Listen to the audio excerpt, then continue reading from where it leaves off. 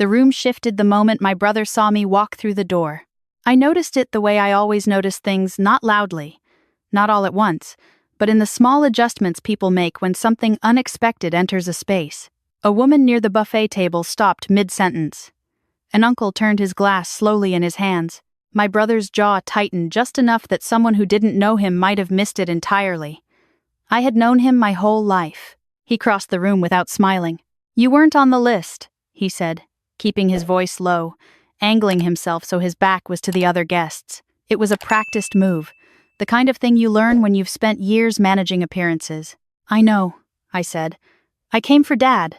He glanced over his shoulder toward the center of the room, where my father stood near the window holding a glass of iced tea, wearing a collared shirt that probably took my mother 20 minutes to iron. He looked older than the last photograph I'd seen of him.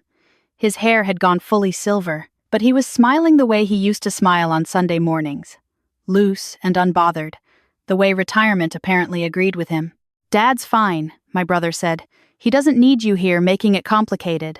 "I'm not going to make anything complicated," I replied. His eyes found mine and stayed there. "You never think you are," he said. "That's always been the problem. I had driven 4 hours to get here. I had rearranged a weekend on-call schedule, called in a favor from a colleague, and sat in traffic outside of Raleigh for 45 minutes. I had told myself the whole drive down that I would be invisible if that was what the evening required. I was good at invisible, but my brother already had his hand lightly on my elbow, guiding me back toward the entrance the way someone guides a shopping cart they didn't mean to grab, gently, like the whole thing was just a small mistake being corrected. "I think you should head out," he said, "before Dad sees you and gets caught up in all of it." I looked past him at my father, who had not yet seen me. "All of what?" I asked. "You," he said, simply. That was when his wife appeared at his side.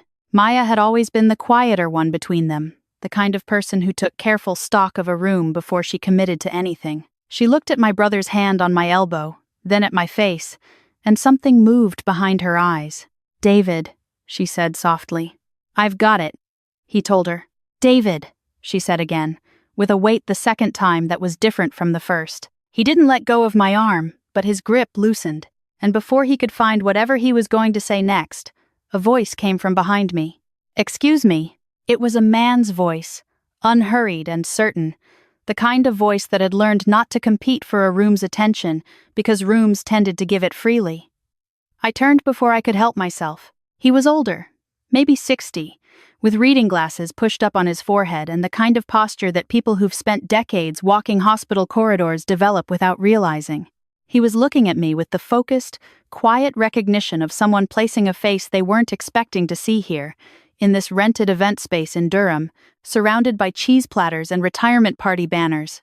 I felt my stomach drop. I had spent my entire drive here thinking about how to be small, how to sit in a corner and eat a plate of food and hug my father and leave before anyone had time to turn me into a conversation. That was all I had wanted. "I'm sorry to interrupt," the man said, his eyes not leaving my face. "But are you?" He paused, choosing his words, glancing briefly at my brother's hand, still resting on my arm. "Are you Dr. Calloway?" My brother's hand fell. The room had not gone fully quiet, but the cluster of people nearest to us had stopped pretending not to listen. I had spent years perfecting the art of keeping things compartmentalized. Work was work, family was family. The two had never needed to overlap, and I had gone to significant effort to ensure they didn't. Not out of shame, never out of shame, but because I had learned early that when people found out what I did, the way they looked at me changed. And I had always wanted someone to look at me the same way they always had. Not better, not suddenly warmer, not retrofitted with a respect that hadn't been there before. I had always wanted to earn love on the same terms as everyone else. The man in front of me was waiting, patient and still.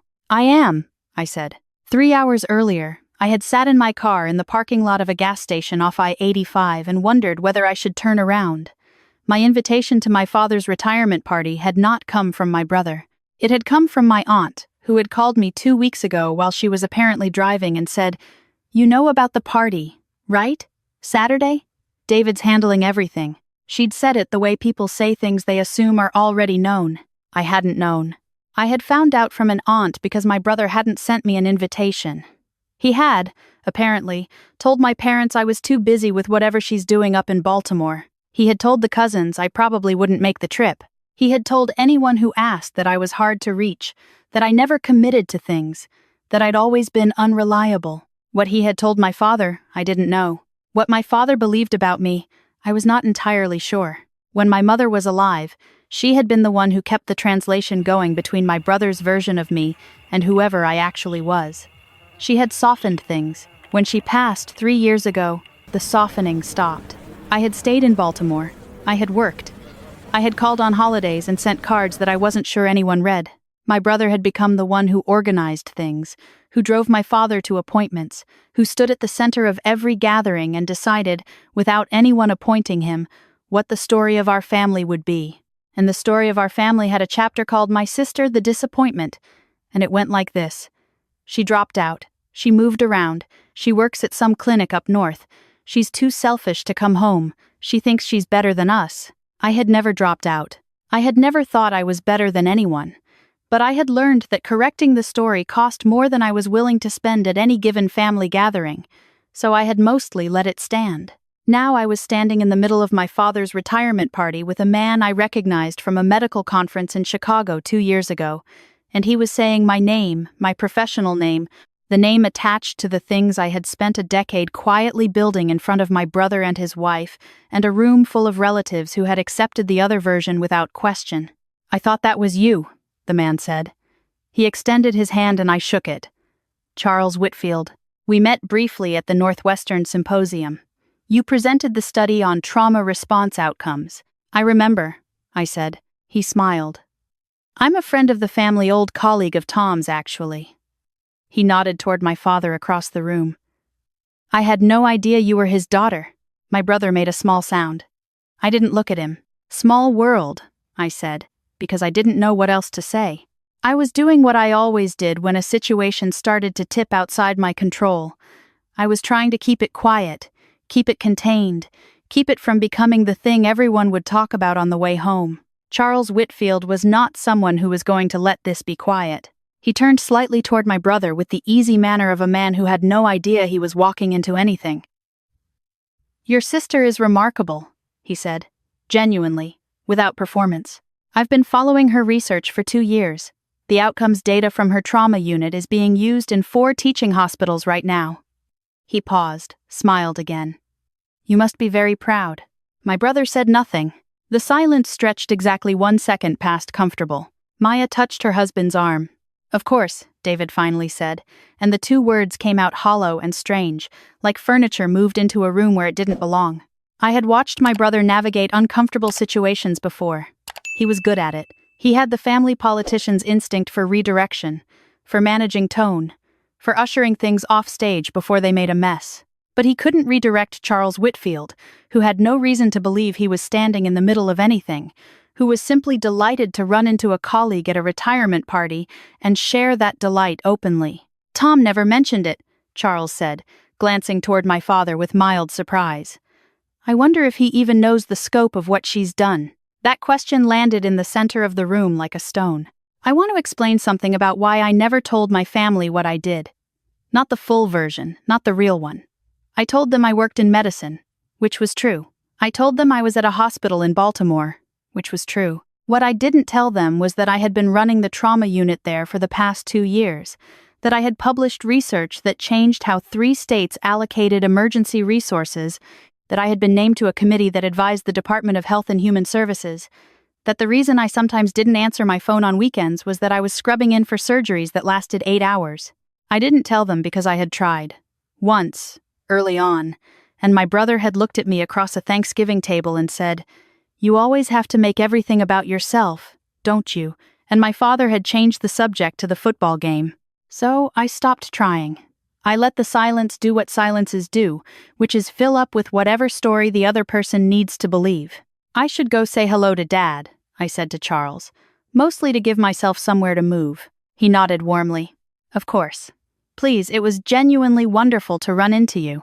I stepped away from my brother without looking at him. I was almost certain that if I looked at him in that moment, something would happen that I wouldn't be able to take back. My father saw me when I was 3 steps away. His face did something complicated. First surprise, then a flicker of something I couldn't immediately name: relief, maybe, or the beginning of guilt, which in older men sometimes looks like the same thing. "There you are," he said, and he opened his arms. I stepped into the hug and held on for a moment longer than I planned to. "Happy retirement, Dad," I said against his shoulder. "You made the drive," he said. He said it like he hadn't been sure I would, like he'd been told not to count on it. "I made the drive," I said. When I stepped back, he was looking at me carefully. My father had always been a careful-looking man. A civil engineer for 31 years, he understood load-bearing structures, the importance of checking whether something would hold before you put weight on it. He had applied this to most things in his life, including conversations about his children. "David said you might not be able to come," he said.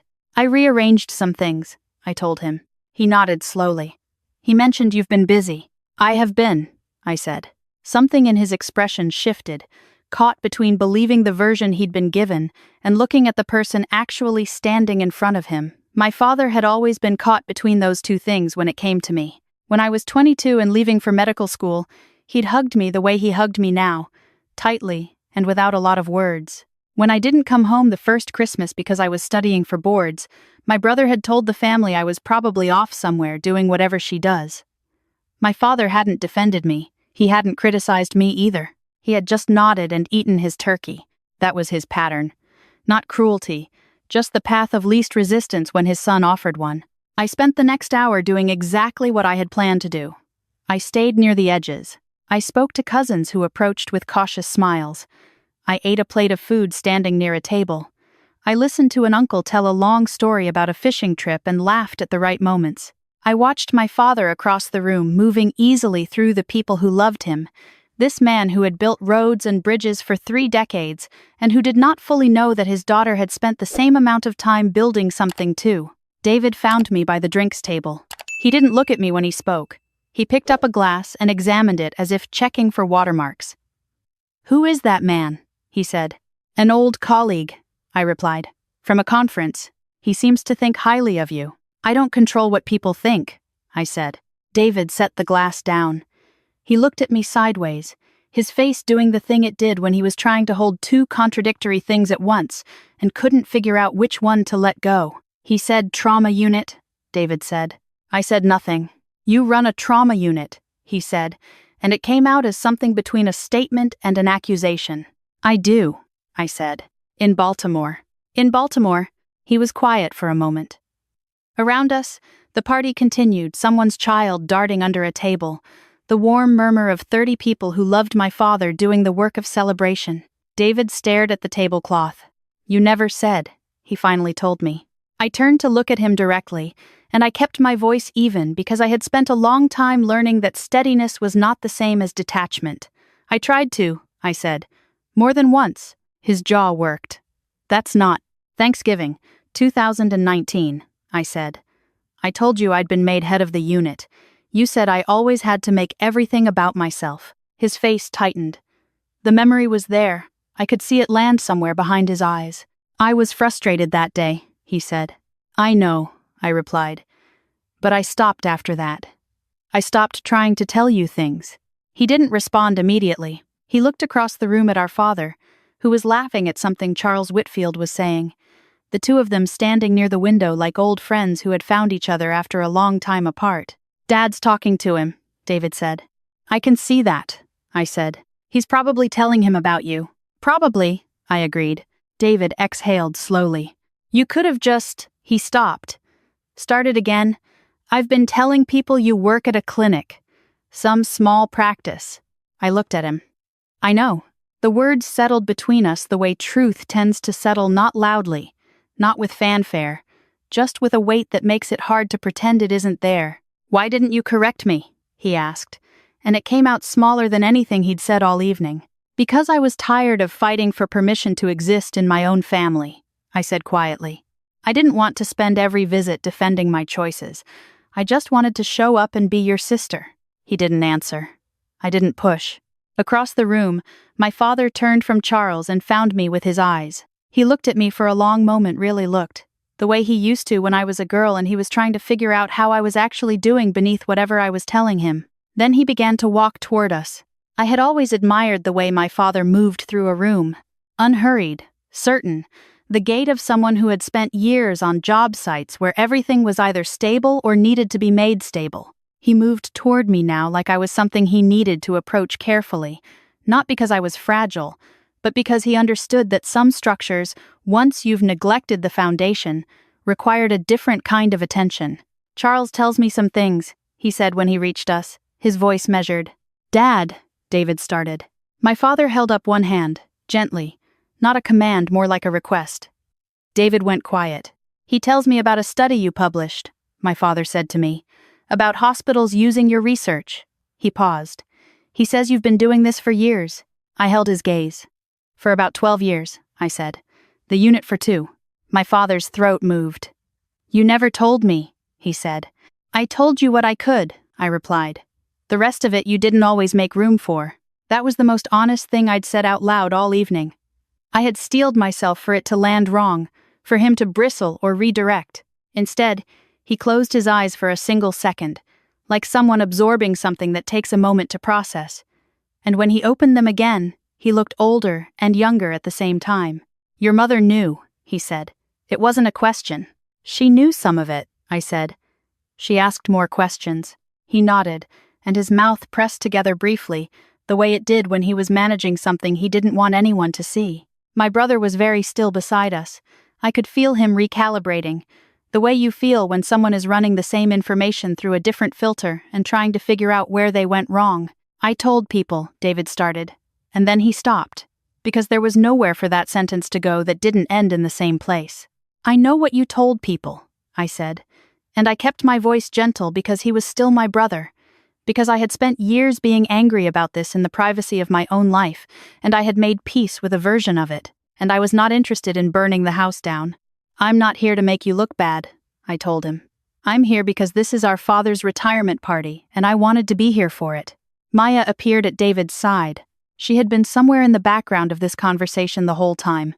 I realized close enough to hear, far enough to give it space. She put her hand through her husband's arm and looked at me with an expression that was hard to read all at once. Part apology, part the particular sorrow of a woman who has watched something wrong continue for a long time without knowing how to stop it. "I'm glad you came," she said to me. It was direct and uncomplicated, and it meant more than she probably knew. My father looked from my brother to me and back. Then he said, "Walk with me a minute." He led me toward the far end of the room, away from the noise, near the window where the evening light came in low and golden across the floor. He was quiet for the first few steps, which was his way letting things settle before he added weight to them. "How long has David been saying those things?" he asked. "A while," I said. "And you let him." I considered this. "I chose not to fight it," I said. "That's different from letting him." "Is it?" my father asked. "I think so," I said. "Fighting would have cost more than either of us had. I was working. I didn't have the bandwidth to also manage the story he was telling." My father stared at the parking lot through the window. Cars lined up in the early September dusk. Somewhere in the lot, someone was honking twice and waiting for an echo that didn't come. "I should have asked more questions," he said finally. I let that sit. "I called," I told him, after a moment. "Not as much as I should have, but I called. And when I did call, the conversation would run about 8 minutes, and then David would somehow be on the phone telling me Dad was tired and needed rest." I paused. "He managed access. I don't think you knew he was doing it." My father's face was very still. "No," he said, quietly. "I didn't." That admission cost him something. I could see the cost of it in the set of his shoulders. "He was trying to protect you," I said, because I believed it was at least partially true. My brother had always needed to be the one doing the protecting, the one with the answers, the one who knew where everyone was and what everyone was doing and whether everything was going to be okay. Losing our mother had made that worse. In the absence of someone who actually held things together, he had appointed himself. "From what?" my father asked. "From having to reconcile 2 things at once," I said. "His version of me and the actual me. It was easier if I was just gone." My father turned from the window and looked at me, really looked. The sustained, careful look of a man who built things for a living and understood that what he was looking at needed an honest assessment. "Tell me," he said, About the work. Tell me what you do. So I told him. Not all of it. Not the accolades or the titles or the research citations. I told him the shape of it, the hours, the particular silence of an operating room at 2 a.m, the satisfaction of a patient who wasn't supposed to make it making it, the weight of the ones who didn't. I told him what it had felt like to be 24 and terrified and certain at the same time, to have chosen something enormous and to have chosen it alone because the people I would have told first didn't seem to want the telling. He listened the way he had listened when I was young, not interrupting, not filling silences, just taking it in. When I finished, he was quiet for a moment. I thought you were drifting, he said finally. David kept saying he kept implying you couldn't settle, couldn't commit to anything. He shook his head slowly. I wanted to believe him. It was easier. Easier than what? I asked. Easier than believing I'd missed something that big, he said. Easier than sitting with the fact that my daughter had built a whole life and I didn't know the half of it because I didn't push hard enough to find out. I looked at my father, this man who had built roads and bridges, who had coached my brother's little league team and coached mine too, who had stood in the kitchen at 7 a.m. when I was 16 making scrambled eggs and asking about my biology homework with the genuine curiosity of someone who wanted to know, and who had slowly, over the years since my mother died, allowed someone else to tell him what to want to know. You could have asked, I said. Anytime. I know, he said. And then, rougher, I know. We stood there in the window light for a while without speaking. Outside, the parking lot was filling up with the particular lavender of an early fall evening. Inside, I could hear the party continuing behind us, the easy murmur of people who loved my father celebrating the end of a chapter in his life.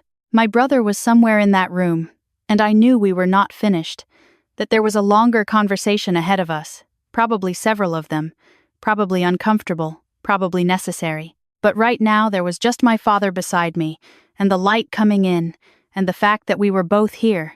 I'm not angry with you, I told him. I want you to know that. Maybe you should be, he said. Maybe, I said. But I'm not. I'm tired, mostly.